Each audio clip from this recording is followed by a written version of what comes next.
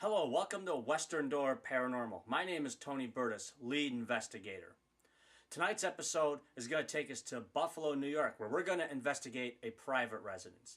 Now, the owners have declined to be on camera, and we're not going to show the exterior of the place for their privacy.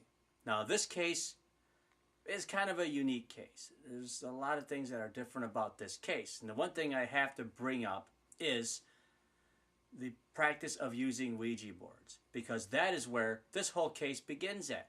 Now, the people that lived here were pretty, normal people, and they still are. But for some reason, one night, they decided to break out a Ouija board, and that's when the problems really began to happen. Now, the one main thing they seem to describe is angry black masses that appear in the bedrooms, shadow people that dart around the living room, around the kitchen, that sort of thing. Now, they say that the black mass shows up as a fog, and it gives a really, really bad vibe. Like it doesn't want them there, or it's angry at them for some reason or the other. Now, another thing that's been reported in this residence is little creatures that seem to look like the creatures from the movie Phantasm. The little short, hooded characters. Now, one of the claims at this house is that these little guys also are seen roaming around the place. Now, what are these little phantom specters?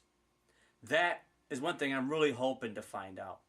Now, after they played with the Ouija board, they went back to being normal, Christian-minded people. That didn't seem to change matters much, except for one thing. Another report in this house is also telling of white angelic-like creatures. Spirits, I should guess, would be a better word to describe those. Now, the white spirits seem to be more protective, more positive. So, in this house, which is an upper and a lower, and a basement, of course, we seem to have angels and demons, which is why I've coined the house the Angels and Demons house.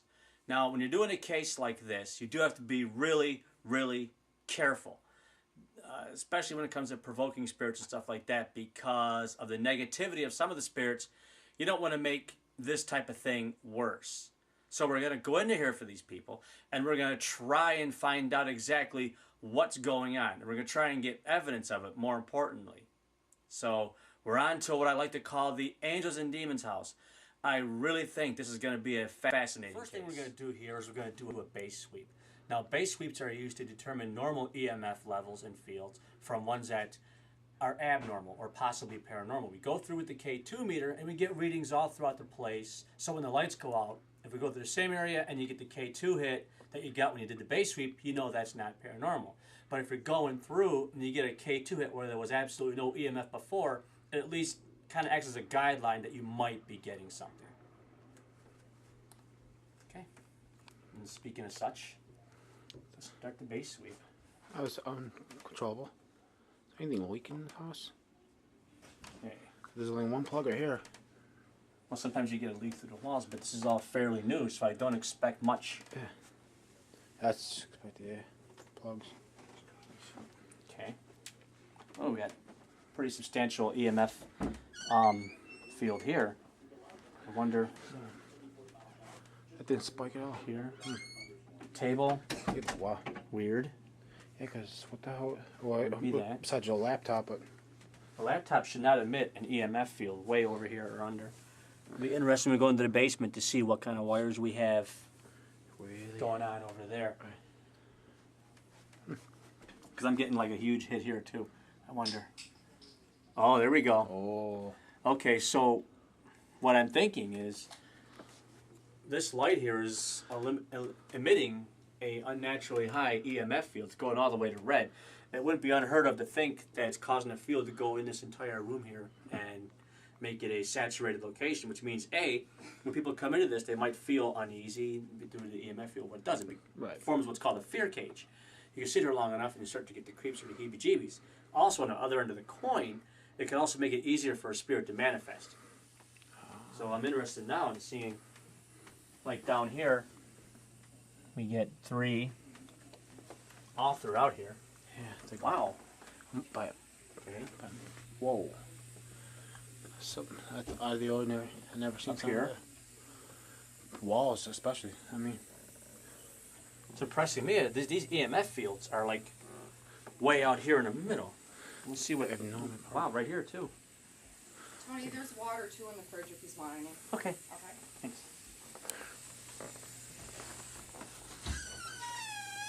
So far, Ton, I'm interested in seeing what your K2 says, because mine is telling me that this place is basically a really big fear cage. That's gotta be. Wow, look at that. Yeah. Down there, yeah. So far, all throughout here. It's like, even when you hold it like away from any kind of Right, I'm like out in electrical the source, middle, but still getting shots. and That's I'm getting. unbelievable. What's your K2 say? Getting the same thing. It's not just me. It's right in the air too. It's like not like right near any power source. See that gives off nothing. That's a ceiling fan that runs on power. Well, no, there we go. Oh, okay. Come on, person. Let's go in the bedroom. So what we got right now is like I said, it's a big fear cage. Which, like I said before, it makes it also easy for a spirit to manifest because there's a lot of energy in the room. Right. So Computer. what these guys are fearing is. Well, if you sit in an area long enough that has it and you're exposed to this, you're gonna start to get, the Right. feelings that you're being watched or the feelings that something foreboding is about to happen. That's pretty much why they call it a fear cage. Okay. That can be Okay, this expected. is. Yeah. That little room looks sketchy as hell. What do you mean? Oh, Stay out. Now, is that a door to something? Is this a door to something, or? I know. Well, this is what we do. We ignore warnings. Give me some light. Come on, Tom. Really? Is that another room over there? Yeah. It's like a. Seriously? Yeah. Like a Damn, there's like Crawl 10 space. rooms in this base. And again, it's a steady 3-lighter. So. Okay. This goes to another room back here. Nothing over here. What's that? Nothing? Nothing. Why? At the card table? Yeah. Good, we can use that. What's going on back here? I don't think I've ever been this deep in space like this. Oh. Never been back here like that all the way. You are today. Wow. Look at And that. again, the entire house is a solid 3 dots almost. So if you get something red, then Red's what we're looking for. Careful. Tony, have you ever been all the way back there? You don't want to step on our OnlyFans. Huh? Just trying to screw it back and put it in the area? Yeah. Jeez, I mean, look. You feel like nothing. Okay, so what we got out of this, the entire house is very high in EMF fields. Like I said before, it does 2 things. One, it creates an effect of a fear cage, where if you're sitting around in here for a long enough period of time, you'll get the heebie-jeebies, your skin will itch, you'll feel like you're being watched, and you'll jump at every little thing. Now, the other end of the coin is, with that high of an EMF field, it makes it so much easier for a spirit, if it's around here, to manifest. So there's like 2 sides of the coin to the whole thing. So basically, it's been a solid 3 lights throughout the whole place. What we're looking for is 4 lights, or the usual stuff that we're going to ask Spirit to do. So we're going to break everything down, and we're going to get ready to have a good investigation. Western Door Paranormal, we're doing a private investigation in Buffalo, New York. I have Ton, Mike Carney, and myself. Ton, of course, being Brandon, whichever one you prefer. EVP session begins now.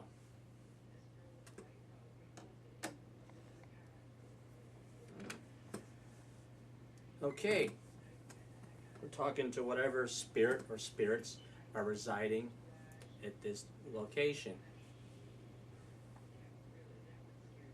We would like you to make yourself known to us. The best way to do that is to approach the device on the chair over there, or the device right in front of me. It's called a K2 meter. It operates on a series of lights. It measures electromagnetic fields. You approach it, you make more lights go on to possible red. That's how we know you're here.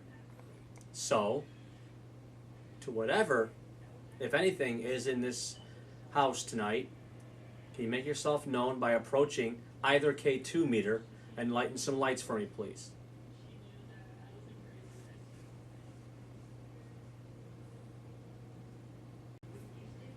Turn on knobs, make a noise, knock for us. Come out so we can see you. What was that? Yeah. I heard that just also in the kitchen. It's like something clicked on. Kinda.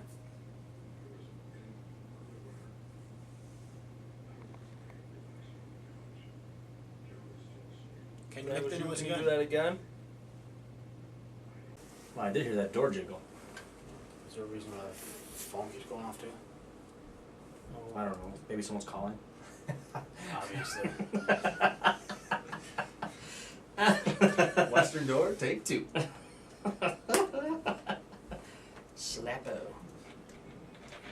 Yeah, but, that little girl's only what? Like 8 pounds? A baby's 8 pounds. Look how skinny the kid is. She's about 50 pounds. And the mother looked heavier. Well, we have to totally ignore all that. Yeah. So we're more interested in something happening down here, getting some kind of physical or audio evidence of a presence. So what's that clicking all the way? That's what's driving me crazy. It can't be a coffee maker because No, because it's like coming from here. yeah, constant click. Want a cookie? Or a donut. If you want a donut, can you please open that box? Help yourself.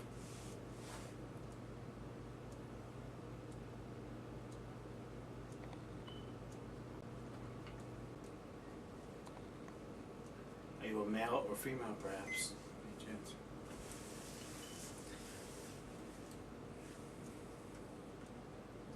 It's apparently the Tony versus the voice recorder show.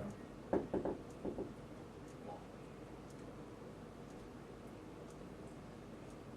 was interesting.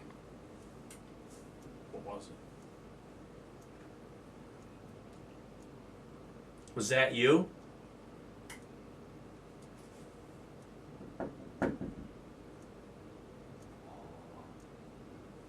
Is that hallway door?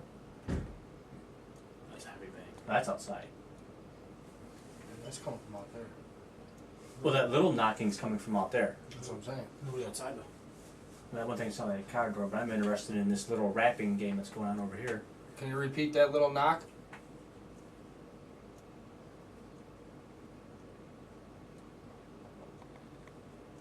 How's that over us? What's that? You don't hear that? Like walking? It's always he's walking on the roof. That's the.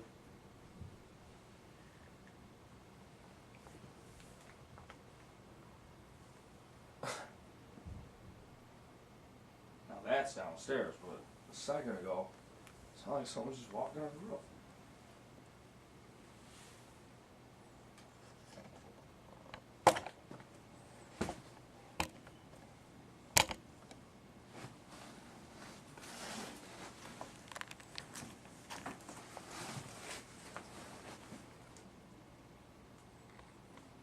If there's anyone up here, can you approach the lights on the K2, please?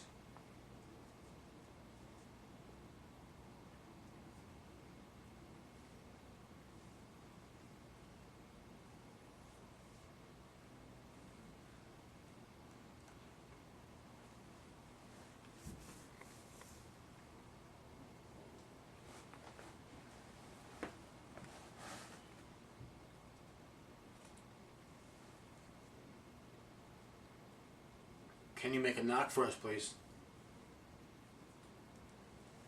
What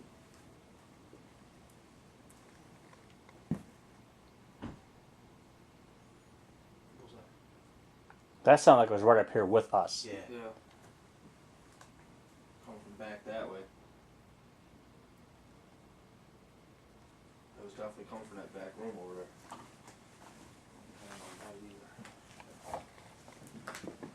Here, let's check it out.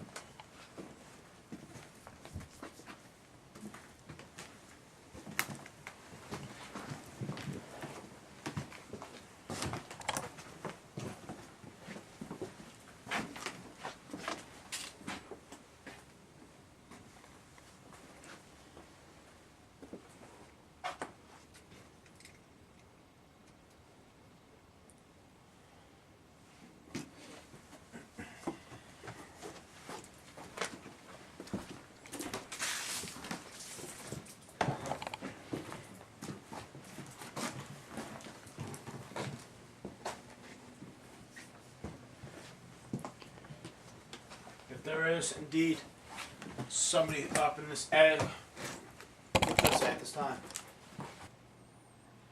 Even an angel, you know what I mean? Right. Angels will come out, you know. They're not. A ghost is what's gonna happen. What?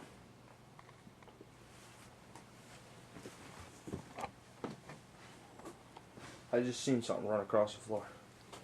What? Yeah. I don't know if it was a mouse, but it was pretty big. Is there a cat? Let me see this light. Is there a cat up here? I could have sworn I heard a cat.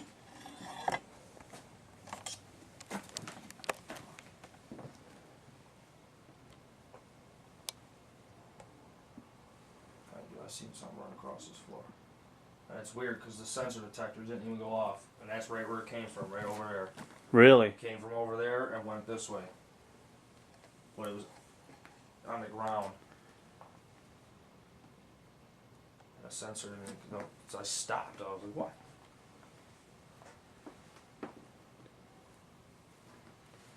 Okay, that was a little creepy.